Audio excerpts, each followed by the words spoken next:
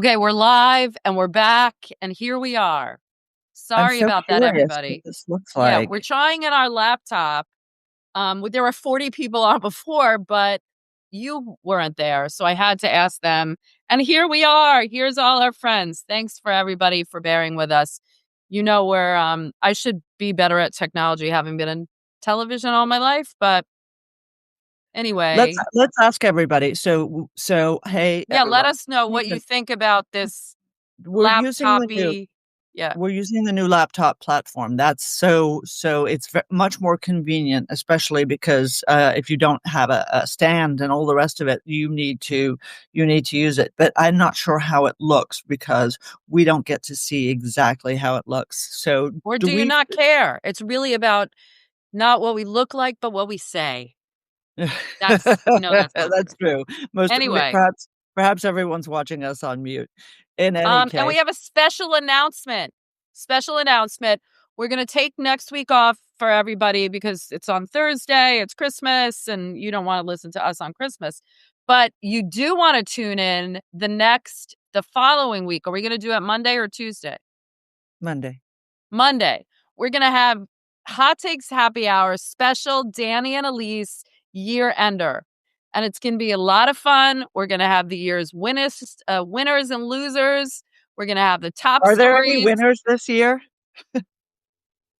No, but No. we'll Why? find a few. We'll find a So few. we'll do it on the 29th. We'll do it on the 29th and send us your suggestions for, the top stories that you want to talk more about. And it'll be a fun show, and we'll have we will have a cocktail that we'll hand out before that you can join us with.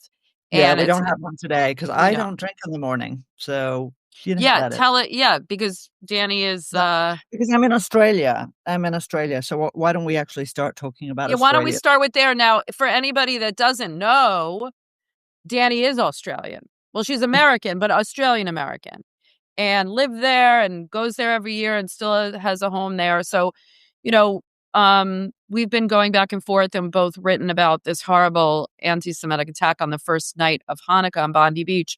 But why don't you talk to us about, how people are coping over there, but also about the warning signs that, this was just about, bound to happen at some point. So it was Erev Hanukkah, so Sunday night. We were actually eating latkes with family and friends, and we were looking. There was news about the terrible shooting at Brown University, and all of a sudden, news came up about this attack on Bondi Beach. What was immediately obvious, and Bondi, for those who don't know, is in Sydney. Um, for those who don't who don't know this, there was a Hanukkah by the sea celebration. Right, we're in the midst of summer. Sydney is much warmer than where I am, so it was a lovely evening. Two men positioned themselves above the party and began picking off the celebrants. And it was very obvious right from the get-go that this was a targeted anti-Semitic attack. It was obvious from the get-go this was a targeted terrorist attack. Now, I think all of the scandal since that attack, in which 15 people died, all of the scandal has been centered around the fact that most of us who pay attention to what's been happening in Australia since October 7th know that this was almost inevitable. First of all, Australia over the last 20 plus years has let in a huge number of Muslim immigrants. Muslims aren't guilty as a class on this front, but I remember some years back, uh, our friend Graham Wood at The Atlantic, who's written about this, by the way, wrote about the fact that there is a very substantial Islamist extremist presence, particularly in Sydney. We're talking about preachers who sound like Osama bin Laden, people who have left to join ISIS and who the government has spirited back. But since October 7th, 2 days after October 7th, we saw a demonstration in Sydney thousands and thousands of people. And among the things that they were screaming were gas the Jews. Gas the Jews, globalize the Intifada from the river to the sea. This has happened with shocking regularity. And earlier this year, the government announced that a couple of the anti-Semitic attacks, there have been fire bombings of synagogues, there have been attacks on nursery schools and Jewish schools. There have been And people attacks. have come and said, "Where are the Jews?" They're like hunting the Jews down. Yeah, and the government has basically done nothing about it. Their main response has been to criticize, to tolerate, and to isolate. And of course, this is, in addition, a rabidly anti-Israel government. The foreign minister Penny Wong, given the opportunity, um, refused to watch the October 7th documentary, refused to visit the site. The prime minister has never, in his political life, been to Israel. He claims to have been there, but of course, it was a visit to the West Bank, not to Israel proper. These are people who hate Israel and who have created an environment in which Jews and so-called Zios, that's a great Australian expression, Zionists, are being targeted and harassed regularly. Barely a day passes without an incident. And remember, this is not the United States, right? We have 320 million people. Australia has max 28 million people in a country the size of the United States. They are trying hard to target Jews. Albanese, the prime minister, he's from the Labour Party. He, in the aftermath, put out a press release in which he neither mentioned Jews nor Hanukkah. He then corrected that. He has not attended a single funeral, including of the little 10-year-old girl who was murdered that day. He has not visited a single Jewish victim in hospital, although he went to hospital to see the heroic Syrian Muslim, Ahmed al-Ahmed, who wrested the gun away. So Ahmed al-Ahmed was good enough for him to go see. But the Jews, no contact. One of them, who was actually my host for an event last week, Arsen Ostrowski, who was shot in the head and operated on, he's fine now. He's back home. The Prime Minister of Israel called him, but the Prime Minister of Australia couldn't be bothered. That's the story about what's going on in Oz. It's really great. You know, I've written about this, and you and I have talked about this, and I have to say, like, we've had disagreements about, the kind of roots of anti-Semitism and maybe not the roots, but I have always felt that, when I talk to Arabs or people that have been critical of Israeli policy, they never mention Jews. They talk specifically about Israeli policy. And I didn't feel anti-Semitism coming from them. I felt anti-Israel. But with all these anti-Semitic attacks since October 7th, I've started to ask myself, why do people blame the Jews automatically? Like, even on October 7th, it was like, well, they got what they deserve. You know what I mean? For a lot of people. And if you didn't automatically have this, animosity towards Jews, you wouldn't think that. Like, do people blame Americans? And I know it's a religion, it's not a, ethnicity, but or nationality, but do people blame Americans for everything President Trump does that they don't like? Do you blame Italians for what the Pope does? I mean, Jews are automatically blamed for everything Israel does. I do think it's been conflated since October 7th. I think it's, people have a convenient excuse, I feel. Look, I think you're right. You wrote a good piece about it. We'll post it with the show notes when we circulate this. You're right. But look, when 9/11 happened, did we blame the largest Muslim country in the world, Indonesia? I mean, did well, we they blame? blame Saudi Arabia because there were people from Saudi Arabia that, There were 15 Saudis on the plane. yes, So, yes, but yes. And they but we created a permissive environment. But I don't think Jews around the world create a permissive environment for, we're not, now we're kind of, you want to say what you want about Israel. And personally, I don't disagree with a lot of it, but I The feel like criticism, you mean? Yeah. the criticism of Israeli policy. Right. But where I take objection of it is Jews, when you blame Jews. And, Prime Minister Netanyahu said something which you and I are probably going to disagree on this. But Prime Minister Netanyahu blamed that the Australian government recognized a Palestinian state as, legitimized this attack. I think that's dangerous kind of exploitation of what happened. I don't think Oh, that's fair. so let me just give you a counterpoint to that.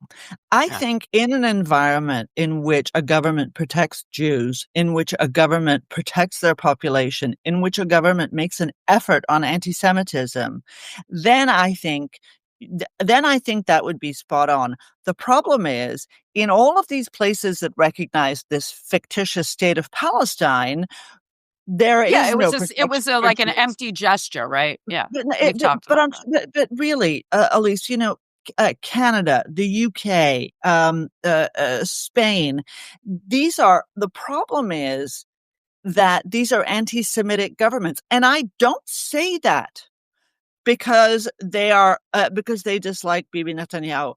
I don't even say that because of their position on Gaza. I say that because they don't protect their own Jewish people. They are part and parcel of the mob, the keffiyeh clad mob. Do you know, you won't believe this, but do you know in the Australian Senate that a woman who was talking about the problems that have beset Australia, wrapped herself in an Australian flag, and she was banned from wearing the Australian flag. But people who wear a keffiyeh in solidarity with the Palestinians are allowed in. That's the kind of market signaling that creates this Like a hostile environment. So I just want to mention one last thing. Elise knows that I went and gave a talk to one of my favorite groups, the Australia-Israel Jewish Affairs Committee, which is not an Australian APAC, because it represents both Jews, pro-Israel Jews, but also pro-Israel Australians who aren't Jewish. It's an incredibly good organization. There are a lot of very good organizations, and there's an enormous amount of engagement by the Jewish community. In this case, it was here in Melbourne, and yesterday, one of the things that I tried to remind people is this: there is a significant overlap between the people who hate Jews and the people who hate everything about the culture of this country, the freedom of this country, the women's rights of this country, the religious minorities' rights of this country, Jewish rights in this country. There is an overlap, and it's very important to understand that it's not just anti-Semitism is not just a problem of Jews. Anti-Semitism is a problem brought by people who are hostile to almost everything that truly these countries are built on, right? And this is the whole problem. It is the assimilation of Jews. It is the economic success of Jews. It is the emphasis on education of Jews. It is the engagement with other communities of Jews that they hate, right? And we need to remember that's not just about Jews.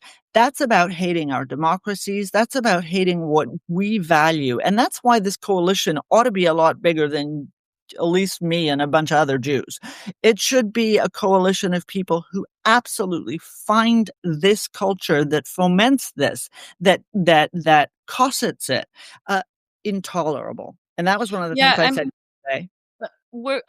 I'd love to read more. Oh, you're gonna write a little more about this? I hope you Yeah, do. and we'll post. I've written 2 pieces about Yeah. this. We'll post it. Enough Okay. about Australia, but if Okay. anybody wants to ask more, Thanks. let us And I know. think that we should be able to support, not recognition of a Palestinian state, because there is no Palestinian state, but self-determination. We should be able to, and I know this goes without saying, I shouldn't have to say it. We should be able to support the eventual self-determination of Palestinian people living in peace and security next to Israel, and also not criticize the Israeli people. I just, or Jews who, I'm not a descendant of Israel. Okay. Like my people came from Poland, and that's why I love pierogies. Anyway, We're moving on. Holy Um, Venezuela. Venezuela. There's like so much going on. Like, okay, so originally it was about the drugs. Now, and we could talk a little bit more about it when we get to a little political section. But this, interview that Chief of Staff Suzie Wiles did with Vanity Fair, she's like, "Oh yeah, that's about regime change with Maduro." Oh, And we now have to talk about that interview too. we will. But and now it's about oil, and it's about the Venezuelan people stole our oil, stole our property. What the F? I mean, also, um, if that's true, then because I feel like this is again this conflation that the US did help build up the Venezuelan oil industry. Well, if that's the case, then the Saudis also then we own the Saudi oil fields and the Saudi oil industry. I mean, pick a pick a reason that you're going after Venezuela and just stick with it, and we'll support it or we won't support it. But like this is this is like amateur hour. I'm sorry. No, listen, I agree with you wholeheartedly. Anytime you're engaged in something like this, what you need to do is be consistent. And what you need to do is to explain to the American people why you're doing it. They should not be supporting it because they love you. And I think there are frankly, a lot of Republicans, and I don't know whether folks saw, but it's a very Washington thing. There's one bill, Congress doesn't do Yeah, squat. we're gonna get to that. Yeah. There's one bill that always passes every year. The National Defense The Authorization defense has authorization. done so for the last 50 years. And one of the provisions in that punishes the so-called self-called Secretary of War, Pete Hegseth, if he does not share full videos of these boat strikes.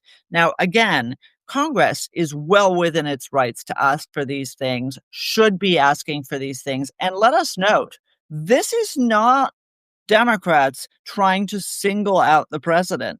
This is Congress as a whole. That passed by over 70 votes in this. Finally exercising its prerogatives.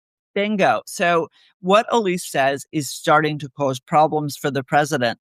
And I couldn't agree with you more. Look, you know what? You want to get rid of Maduro? I don't like Maduro. No one's crying in their suit for Maduro, and you and I had a robust conversation last week about the War Powers Act. Very robust.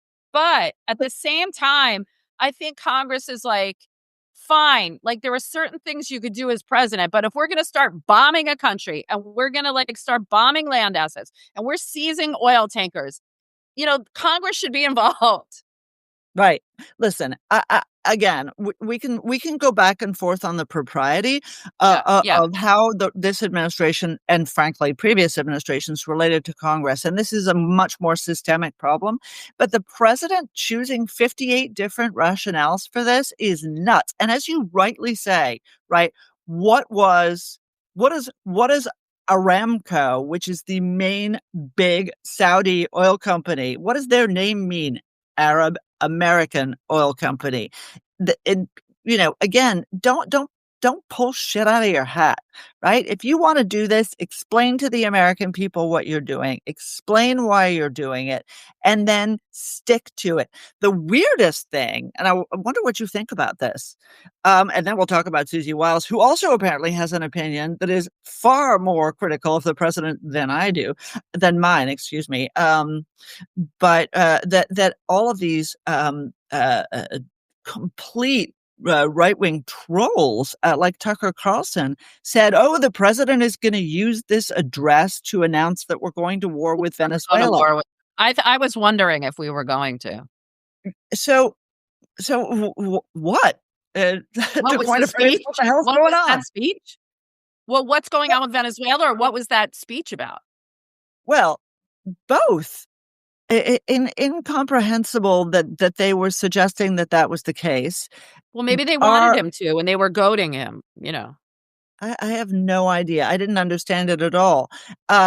We should talk about the speech, but we should talk about Suzie Wiles. I'll give you the tee off for Suzie Wiles. So, folks who don't know, she is the president's chief of staff. She is referred to as the Iron Lady. She is literally a Florida grandma, And Trump loves her. Like and a lot of she's people do. really like in the inner circle. A lot of people do. She's been in Florida politics for Yep. many, many years. She worked on many campaigns before she worked with the president, and she became his chief of staff. And generally speaking, she's been viewed as very disciplined, very quiet.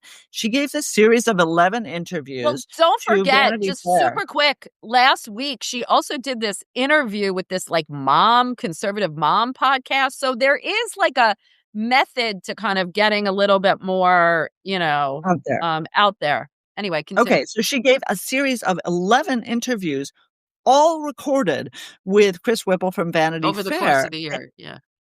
And in it, she, among other things, and this is my transition, look how beautiful it is. We move very smoothly from one thing to another. She says she thinks the president needs congressional authorization for his strikes on Venezuela. Now, I happen to think she's legally wrong, but the fact that the president's chief of staff thinks that and then says so on the record is just kind of what's the technical word for this? Batshit. So tell us about some of the other great stuff that Suzie Wiles said. Well, and I mean, it sounded like, first of all, I mean, she's not stupid. This is a smart, shrewd woman. Is she doing this to like float these ideas? Did she think that he wasn't going to quote her? Was she talking, like, was her inner voice talking? Like, she said Was she such drunk? offensive stuff. She said, oh, well, apparently one time she was doing her laundry, talking to the person while, what she said that she thinks President Trump has an alcoholic personality. She thinks that Vance is a conspiracy theorist. She thinks that Pam Bondi swift or sniffed or swift, I forgot what she said, but Swift. fucked up Swift. with the Epstein files. I mean, she was just like, it's everything you want. She called JD Vance a conspiracy theorist. Yeah, she wants it's like every candor that you would want someone in the administration to kind of be like, oh yeah, that was, she said, we're basically, yeah, that's about regime change. We're just doing this until Maduro cries uncle. And, maybe I have a hard time believing this is a calculated strategy, but everybody in the cabinet cooperated and everybody is jumping to her defense. JD Vance is like, yeah, I am a conspiracy theorist. And President Trump is like, yeah, I do have an alcoholic personality. And everybody is just like, and she basically said that this was, kind of a misconstrued. But, the New York Times wrote that they played a tape of what she said. Well, So because she challenged that the quotes were that she accurate. said something. Yeah. And she said did she say something about RFK? I don't remember. But, she said, like, I don't know, I wouldn't say that. I wouldn't know that and I wouldn't say that. And they're like, yeah, you did. So does she not remember? I don't know what it was, but for people in Washington, this is like, catnip. I think it's kind of like whack. It's crazy. You would not believe how much people are talking about it. And rightly so. Honestly speaking, when a colleague gave it to me, I sent it to you. Is she drunk? You did. You weren't the first, but that's the question that I asked was she, I mean, it seems that way. 11 times? That's the vibe. Is drunk. You know what it reminds me of? It reminds me of the mooch. Remember the mooch? Oh, yes, I do. He just basically said, he's like, said some stuff and he's like, and that's on the record. And he got fired in like 14 days.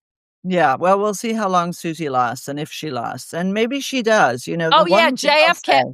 RFK is, no, it wasn't RFK. It was. Oh, Elon Musk. Ketamine doper. She said, this was what she said. She said, Elon Musk was microdosing ketamine when he made the decision via Doge to get rid of AID, the Agency for International Development. And it's a great organization. He shouldn't have done that. And again, it was like, what? First of all, it's not a great organization. Second of all, I don't know what you're talking about, Suzie, but you've never worked with AID. You're a Florida person.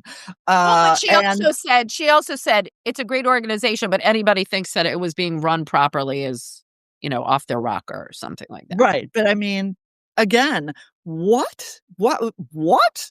Anyway, I hope in this lifetime that you and I and all of our listeners and watchers get the backstory, because I think it's that really was great. interesting that President Trump is standing by her like that she's not gone already. Well, again, he stands by Um, people until he doesn't stand by people. Okay, now that's true. Before we get to the Johnson, I no, just want let's to talk talk a about the little bit about. speech. Let's talk about speech. Yeah, okay, we'll talk about this speech and then a couple other things on Trump I want to raise in the context Great. of. So I actually sat there watching the speech at 1 o'clock in the afternoon here, and because I was waiting for him to say something notable, and I was worried. It went on for 18 minutes. Did I get that wrong? I think 18 minutes. Yeah, It but was 18 minutes, like, for because the Donald Trump. network said they'd only give him 15 minutes. Yeah, well, all I can say Because they're in is the middle of their, like, holiday programming and everything, they're like, "We'll give you 15 minutes, that's it." okay. So Well, he it also says, that even the networks now are like, "Okay, well, we're not bowing to you, like, we're not giving you But an no, hour." that's not true. To be fair, they did that to they did that to Biden. They did that to Okay, Obama as well. So, okay. so I don't want to be unfair to either the networks or to the president, who hasn't given a good 15-minute speech in quite a while. Yeah. He's Yeah, good for him. trending in Yeah. Castro-esque Well, that's direction, because he stuck to the prompter. Anyway, right? But I wonder who wrote that piece of work. what was that? What was that speech about? That Well, was I mean, Why did he give it? What do you he think? gave it because it's the end of the year. They see all of these complaining about, the cost of living, affordability, call it what you want, the cost of living. Shit's too expensive. And he wanted to reframe why, he wanted to reclaim the narrative because people were not listening. And so he wanted to say, hey, here's what he should have said and what he meant to say, and then what he said. What he From should have said and speechwriter meant to Elise. say was, "You know what? We inherited a terrible economy. Inflation was way too high. That's why you elected me. And I know I promised to bring it down, and I'm working really hard, and I'm doing A, B, C, and D, but it's like turning a aircraft carrier around. It's going to take time, and he should have employed a little Bill Clinton. I feel your pain. Be patient. It's coming." Instead, he was clearly angry that he had to give the speech. He was screaming, he was nasty, and he was like, "It's all Biden's fault." And I'm sorry, it's all Biden's fault. What do you want from me? That's So basically I what he think said. I think that the Democrats, purely by accident, I should add, have happened upon a theme that is understandable to people, and where they are getting a lot of resonance, and that is on this concept of affordability. And I think you're exactly right. He thought that he needed to reclaim the narrative. He didn't reclaim the narrative. No. Look, again, as you rightly say, if he had been politically shrewd, and usually Donald Trump has many failings, but he's a good marketer, a good political reader. He usually does have the pulse on what people are complaining about. And he should have But he said, can't I take am, any responsibility. That's the problem. This it's is not his just that. biggest yeah, that's It's not not his big just that. problem, it's one of his many problems. It's not just that. It is that his tariffs have exacerbated the problem, and he is not willing. First of all, he's not willing to countenance that idea, but second of all, He's he's saying not that even. he's saying that that's why the economy is better than you think. He is not. The problem is he's not preparing people for the Supreme Court decision that I believe will be a slam dunk decision on his tariffs, which is that he is not allowed to use the provision of law he's using to impose tariffs. That at least is my impression. But I will say further, Elise, and I think that everything that you just described is more on the lame duck theme that you and I have talked about previously, which is that Republicans in Congress, frankly, a lot of his own administration have decided that Donald Trump is on his Yeah. way out, and he is not setting us up for victory either in 26 or in 28. Yeah. We'll get to that in a second, but I want to say, and then, this is a larger issue, but what he needed to do is show empathy with the American people. And he has, Yeah. I'm not saying he doesn't have it on occasion, but he doesn't have it for people that are suffering. And he certainly doesn't have it for people that have less money than him. And he was elected to do, he just seems really out of touch. And, people are having healthcare the healthcare subsidies are going to expire. People are having, larger costs. It's the holidays. He just seemed so out of touch. And another couple of things where he seemed totally out of touch, and we don't have to get into them largely, but I want to touch upon them. This wall of shame with the U.S. Have you seen this? No? Okay. I've seen it. We don't even need to get into it. That's petty and it's embarrassing. And, Okay. okay, we have like an untraditional president, whatever. We don't need to get into it, but like, give me a break, man. Just give me a break. And he doesn't have to love these former presidents, but like when you see how other former presidents carry themselves, just anyway. And then the other thing was this Rob Reiner comment. So that was just so Elise, you always have to pick and choose, and everybody knows I'm a conservative. I'm a Republican. You have to pick and choose, and with Donald Trump, there are things that you pick and choose. Some of it is just. You're right, of course, unbelievably immature, petty, tacky, the whole nine yards. I'm not going to get my shorts in a twist about how inappropriately he behaved vis-a-vis the list of former presidents. I just don't care. What I do care about the Rob Reiner thing. Look, we all know that there are questions about President Trump's characters. Let me be articulate. We all know that there are questions about President Trump's character. I had a lot of questions about President Biden's character. Frankly, I have a lot of questions about a lot of our politicians' characters, both Republicans and Democrats. This comment about Rob Reiner, particularly when Rob Reiner, and again, I don't agree with Rob Reiner about anything, but I loved When Harry Met Sally, The Princess Bride. Oh my God, what a great director he was. What a good actor he was. Folks, if you haven't caught him and his father, Carl Reiner, just 3 days prior to Carl Reiner's death, reenacting that scene from The Princess Bride where the grandpa is reading to his son. We'll put it in Rob the show Reiner, notes. right, we'll put it in the show notes. Rob Reiner is lying in bed and Carl Reiner is reading to him. It's absolutely adorable. Not only that, on a political front, and again, total lefty, total Trump And he hater. criticized Trump pretty heavily, but when Charlie Kirk died, he Right. went on the air and said, this is horrible political violence on any side. No, this is totally unacceptable. Exactly. But So for a group he's of doing exactly what he was blaming other people for doing after Charlie Kirk. That's exactly right, Elise, and I couldn't agree with you more. I mean, again, look, eh, I get, I get that there is that there are these are different cases. Nonetheless, the fact that Rob Reiner was able to behave with a certain amount of class, and also let us all agree that when two parents are murdered in their bed by their Allegedly by drug, their son. Yes. Yes. that is just a You know, tragedy. It's a tragedy, and for I the mean, president to be gross about Paul's it, and that's the word. yeah. I mean, this is the thing. You don't want to like on any one thing be like, go on about it and make such a big deal. And you're right, like with the Hall of Fame, like in that little instance, who cares? But it's just a larger thing of, you know, growing up and still like, I just want my presidents to be like a little bit more statesmanly. And, you know, I've had disappointments over the years, but like, you know, um, we just could use some statesmanship in times of national mourning. And we are nationally mourning Rob Reiner. I mean, and I was also watching that meathead thing with him and Carol Connor. Oh, I love that scene.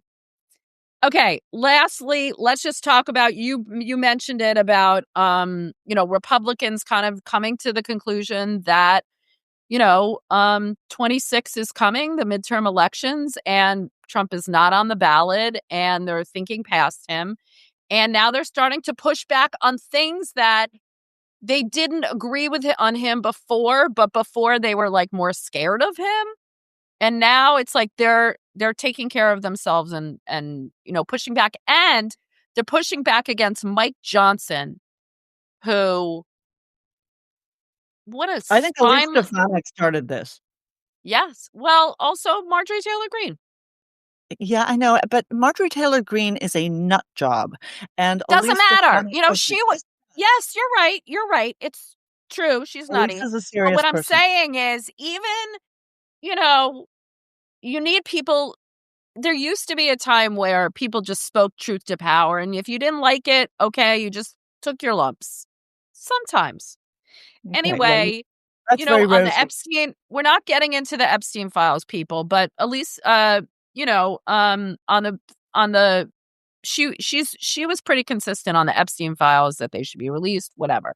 But the fact is, we've seen several discharge petitions, which is basically the caucus or the whatever you want to call them, the House, basically saying, you know, Mike Johnson doesn't want to bring certain things to the floor because the president doesn't want him to. And they're saying, you don't, as my brother would say.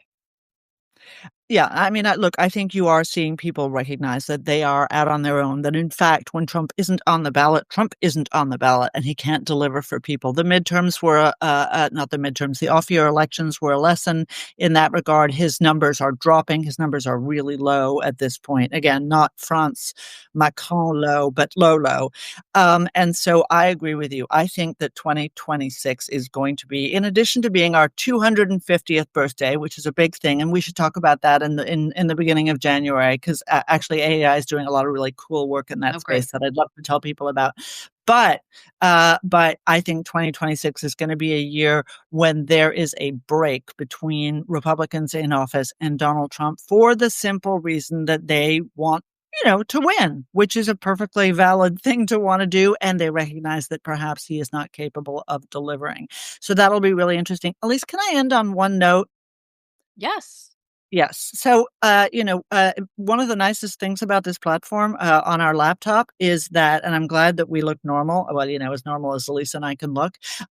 One of the things that's Speak really for nice about it yourself. is like, you always look gorgeous. I am wearing my husband's shirt.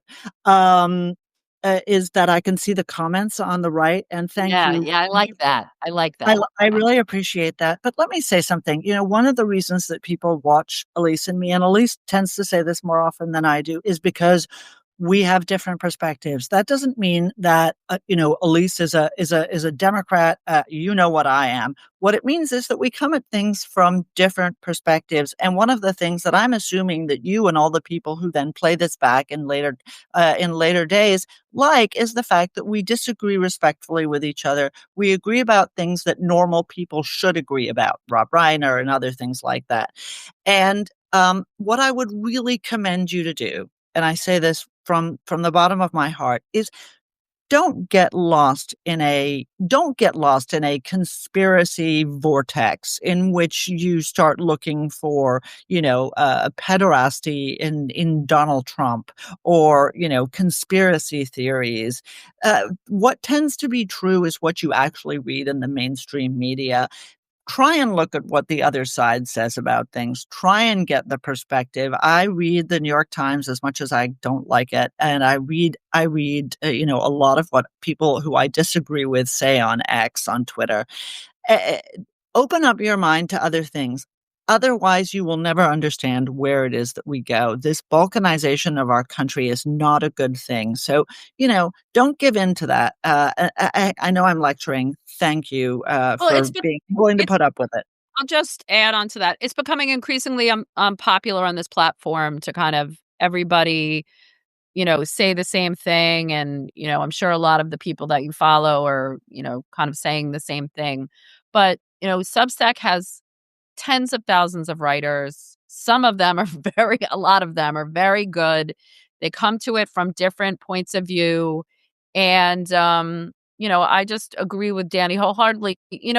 Most of the time we don't change our mind, but like we started this conversation about anti-Semitism from, conversations Dany and I, you'd think we don't talk like a million times a day outside of this platform, but we do.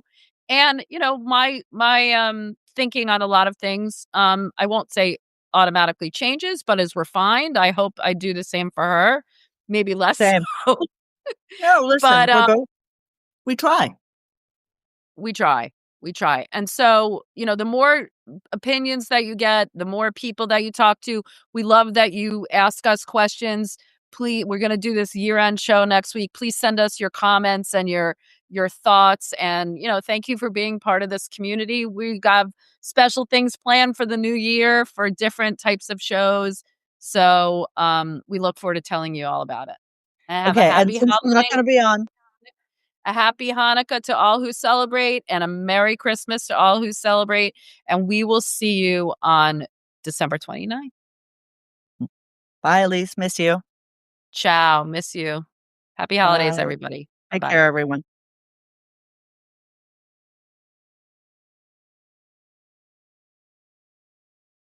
All right. I'm going to try to end it.